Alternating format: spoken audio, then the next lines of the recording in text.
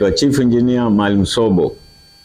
Mara mwisho tuliangalia meli ya mafuta inaitwa tanker ship, jinsi ilivyotengenezwa na kazi zake zinazofanya operations. Lakini wakati wa kufanya operation kuna meli za kawaida tu ambazo zinatoa mafuta kutoka bandari fulani kuna bandari nyingine. Lakini wakati mwingine kuna mameli makubwa yanatoka huko nje yanakuja kuleta mafuta bandarini, haiwezi kuingia ndani kwa sababu meli ni kubwa. Kwa hiyo sasa meli ndogo ndogo za kutoka hapa bandarini au zinazofanya kazi alongside the coast zinaenda pale, inaitwa ship to ship. Kwa maana hiyo tunafanya operation hii ship to ship, tunaenda kuangalia sana mambo ya safety, usalama. Meli ship to ship inaweza kuwa meli kubwa inatembea na meli nyingine inatembea, zote zinatembea kwa pamoja, afu zinabandana hivi. Afu pale ndo unaongolisha maosi kama vile unafanya discharge. Lakini discharge hii sasa sio kupeleka kwenye shore facility, ila kutoka meli kwenda kwenye meli nyingine. Lakini pale usalama mkubwa sana tunaoangalia, kwa sababu tusipokuwa waangalifu pale moto unaweza ukalipuka mara moja, kwa sababu meli zikigongana ni chuma kwa chuma zile zinatoa cheche. Cheche inaweza ikalipua moto. Lakini tunaangalia sana pasia kama mafuta kwenye maji, kwa sababu pollution imezingatiwa sana na imekatazwa. Mafuta kwenye maji yanaharibu mazingira. Kwa hiyo tunaangalia sana pale pollution isiwepo. Lakini pia tunakuangalia wafanyakazi wa meli wenyewe, wakifanya mchezo pale wanaumia, kwa sababu mazingira yale sio rafiki sana. Kwa hiyo tunaenda kuangalia, tunafanya kazi yetu, lakini akili yetu timamu sana kuangalia tusifanye pollution, tunaangalia tusisababishe moto, kuangalia si wenyewe tusije tukaumia.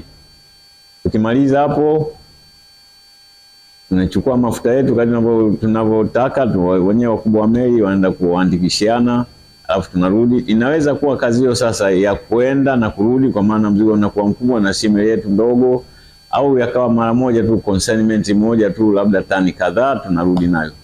Lakini ikiwa tunaenda basi tutakuwa tunaenda na kurudi na kurudi.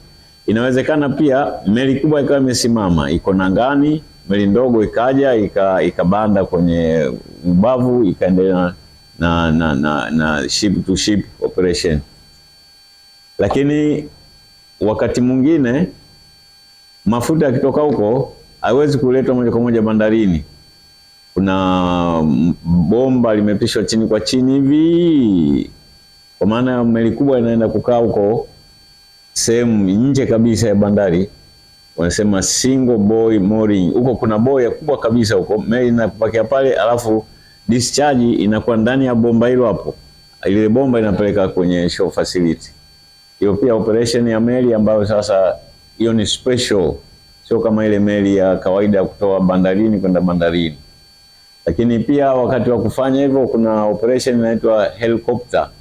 Huyu mtu atakayekuja kufanya shughuli ile pale anatolewa kwenye meli nyingine akapelekwa kwenye meli nyingine, ni helicopter, ananyanyuliwa kwenye helicopter anapelekwa kwenye meli nyingine. Helicopter operation ambayo mara nyingi sana huwa inakuwa ni mbaya kwa sababu ni hatarishi, ila lazima tuifanye na huwa tunaifanya. Kwa hiyo hii hapa inaitwa special operation za tanker ship, ambayo unaipata kwenye advanced ship to ship, helicopter operation na single buoy mooring, ambayo lakini hapa hizi operation kuzifanya ni hatarishi sana kuliko hata ile meli ya kawaida kutoa kwenye bandari kupeleka bandari nyingine. Kwa hiyo tunaangalia sana mambo ya safety kuliko hata ule operation yenyewe ya meli. Maana hiyo tutakapokuwa tunaenda kufanya meli za special operation, akili zetu zinakuwa zinazingatia sana usalama kuliko ule operation yenyewe. Mpaka hapo tunaangalia neno inaitwa advanced tanker operation, lakini kwa kawaida na mara zote unasisitiza sana safety, usalama wa operation. Mpaka hapo tumefika mwisho kwa kuangalia advanced tanker operation. Jina langu naitwa Chief Engineer Maalim Sobo.